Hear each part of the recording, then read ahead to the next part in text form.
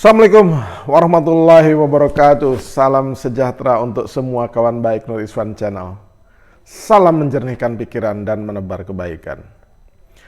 Kawan baik, popularitas dan elektabilitas partai politik nampaknya akan semakin menarik, terutama menjelang pemilu pada tanggal 14 Februari 2024. Salah satu partai politik yang menyita perhatian banyak pihak, yaitu Partai Nasdem, besutan Bang Surya Paloh. Kenapa partai ini menarik? Karena ya di banyak survei, angka Nasdem itu, elektabilitasnya itu terus merangkak naik. Nah, di survei Indopol terakhir, bahkan Nasdem itu sudah menempati posisi di 3 besar. Jadi bersaing ketat dengan partai-partai kuat lainnya. Partai kuat lainnya itu tentu saja partai yang sudah ada sejak era Orde Baru bahkan sebelumnya, yaitu Partai Demokrasi Indonesia Perjuangan dan Partai Golkar. Partai Gerindra itu lebih dulu ya didirikan oleh Pak Prabowo, menyusul dengan Partai Nasdem. Nah, angka Partai Nasdem ini memang melesat luar biasa. Di survei Indopol terakhir yang dilakukan pada Juni 2023, Nasdem itu 3 besar dengan angka 12,66. Jadi PDIP-nya urutan pertama 25%, kemudian Gerindra 24%, kemudian Nasdem ya 12,66%, dan di bawahnya adalah Golkar dengan selisih koma yang juga sangat dekat. Tapi perolehan suara berdasarkan survei ini itu memang membuktikan bahwa Partai Nasdem ya harus diperhitungkan. Tentu saja banyak orang yang bertanya-tanya gitu, kenapa Partai Nasdem melesat seperti ini? Kalau kita lihat tren ya, elektabilitas Partai Nasdem dari bulan ke bulan dan dari survei ke survei, nah melalui tren elektabilitas Partai Nasdem di survei Indopol, nampak sekali memang kenaikan ini sebagai akibat salah satunya adalah manuver Nasdem yang selalu mendahului partai yang lain gitu. Maksud saya, ketika di bulan Juni ya, angka Partai Nasdem ini masih depannya itu angka 3% di bulan Juni 2022. Ia pada saat itu tidak lama setelah mendeklarasikan diri di rapat koordinasi nasional atau rapat pimpinan nasionalnya bahwa Nasdem mempersiapkan 3 nama untuk Pilpres 2024, yaitu Anies Baswedan, Ganjar Pranowo, dan Andika Perkasa.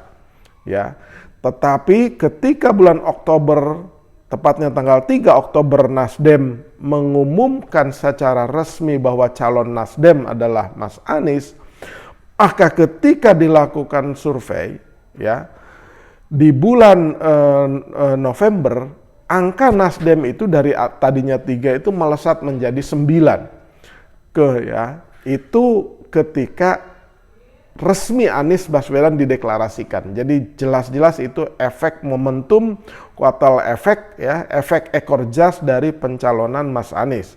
Ya, jadi nampak tuh jauh melesatnya gitu.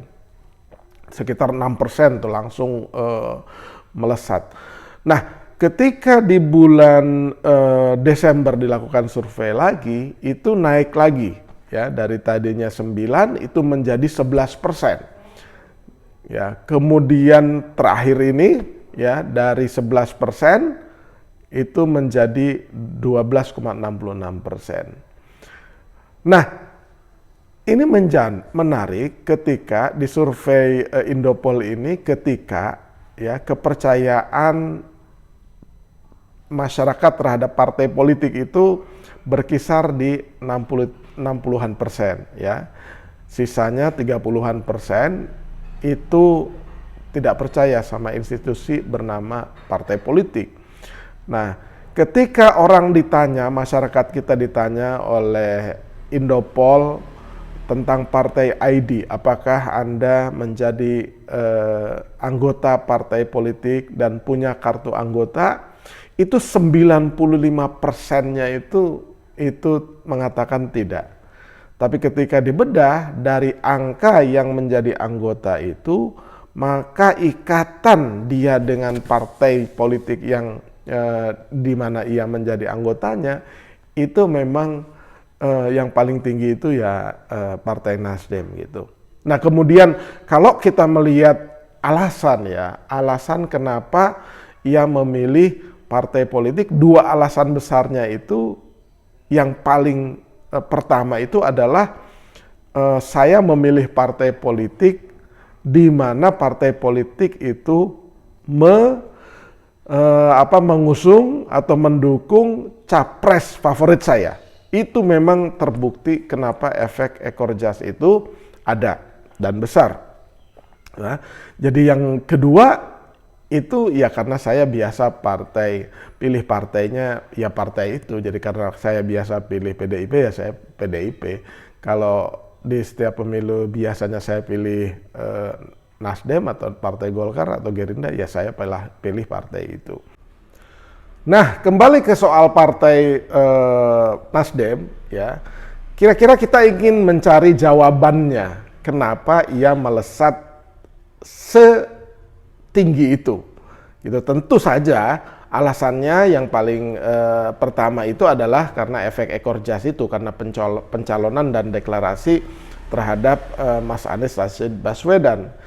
Yang kedua dugaan saya sebelum kita kupas lebih dalam itu, yang kedua itu Partai Nasdem ini mengusung jargon atau slogan atau tagline politik tanpa mahar. Ya, politik tanpa mahar gitu. Jadi mahar itu kalau orang menikah itu mahar itu ya mas kawin lah kira-kira gitu. Nah di Indonesia itu sering atau sudah menjadi rahasia umum kalau orang ingin menjadi calon kepala daerah, calon gubernur, calon presiden itu harus memberikan mahar atau mas kawin kepada partai politik agar diberikan surat rekomendasi, surat penugasan, dan surat dukungan untuk menjadi kepala daerah misalnya. Ya, itu sudah menjadi rahasia umum walaupun perlu pembuktian lebih jauh. Tetapi Nasdem di depan sudah mengatakan kepada calon-calon atau kepada semua orang bahwa jika berhubungan dengan Partai Nasdem tidak akan pernah ada mahar.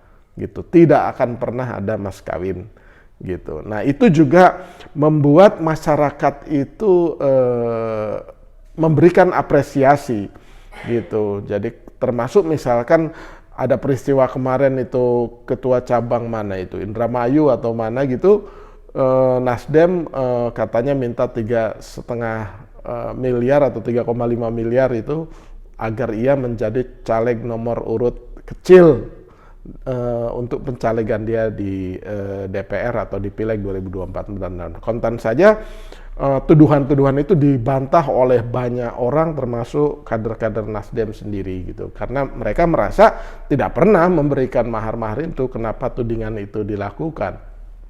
Ya. Jadi politik tanpa mahar itu menjadi pijakan menarik atau menjadi perhatian publik. Nah, berikutnya itu dugaan saya tekanan kepada Partai Nasdem ketika Nasdem terkesan ditekan, dikucilkan, diasingkan, diserang habis-habisan dengan berbagai kasus, dari mulai kasus Johnny G. Plate, kemudian sejak Mas Anies dideklarasikan oleh Nasdem itu nampak terasa sekali tekanan itu datang bertubi-tubi kepada Partai Nasdem. Di ujung-ujung ini kan ada tekanan tentang kasus Johnny G. Plate, terus berlanjut ke kasus mentannya dari kader Nasdem juga Syahrul Yassin Limpo, kemudian bisik-bisik itu juga sudah mengarah kepada target operasi yang lain, yaitu kader Nasdem yang lain yang berada di kabinet, yaitu Siti Nurbaya. Kemudian juga bidikan terhadap kader Nasdem di tim kecil, tim 8 pencapresan Anies, itu Sugeng Suparwoto yang dianggap memberikan atau melakukan tindakan kurang baik terhadap koleganya sendiri gitu. Jadi nampak sekali sementara partai yang lain itu terkesan itu adem ayem gitu. Nah justru serangan, tekanan atau mungkin juga ada fitnah terhadap partai Nasdem ini justru ya di hadapan publik itu publik memberikan apresiasi terhadap sikap partai Nasdem ini gitu. Jadi tentang keberanian partai Nasdem, tentang kesabaran partai Nasdem, tentang keikhlasan partai Nasdem yang bersedia menanggung resiko, tidak hanya diserang, tidak hanya dicaci maki, tidak hanya dituding-tuding, tapi juga ditekan dengan kasus-kasus hukum, bahkan kasus-kasus yang non korupsi gitu, seperti kasusnya Mas Sugeng Suparwoto itu gitu. Nah justru hal-hal seperti ini ya, kecurigaan saya itu memberikan dampak luas kepada masyarakat sehingga masyarakat itu justru bersimpati dan akan memberikan dukungan atau telah memberikan dukungan kepada partai Nasdem gitu. Jadi kalau misalkan tekanannya itu tidak segencar ini, pressure-nya itu tidak segencar ini, tudingannya itu tidak segencar ini, kemudian kasus-kasus hukumnya juga tidak diungkap seperti ini, atau masyarakat melihatnya ini urusannya cuma mencari-cari kesalahan sementara partai yang lain kok didiamkan gitu. Padahal bisa saja di partai lain juga ada peristiwa-peristiwa hukum atau peristiwa pidana menyangkut korupsi. Itu logika di masyarakat. Tetapi kenapa kok harus Nasdem terus ini yang ditekan-tekan, yang dicari-cari terus kesalahannya, sehingga soliditas di masyarakat untuk bersimpati, memberikan dukungan dan kemungkinan memberikan suaranya kepada partai ini menjadi semakin besar. Jadi ada langgam, ada nuansa di masyarakat, masyarakat itu akan bersimpati terhadap kelompok institusi atau pihak-pihak yang berani mengambil sikap, berani mengambil resiko untuk sebuah pilihan yang dianggap benar. Jadi konsistensi pilihan partai Nasdem dari masyarakat itu ya itu karena mengagumi sikap, konsistensi dan komitmen yang ditunjukkan oleh Bang Surya Paloh, yang ditunjukkan oleh partai Nasdem ketika mereka tidak bergeser sedikit pun dalam hal memilih Mas Anies Rashid Baswedan. Nah, kekaguman itulah ya, apresiasi dari masyarakat itulah yang membuat ya partai Nasdem itu mendapat limpahan suara gitu dari masyarakat. Kira-kira itu argumentasinya kenapa partai Nasdem melesat ke 3 besar. Jangan lupa subscribe, like, share, dan komen Nurdizwan Channel. Terima kasih.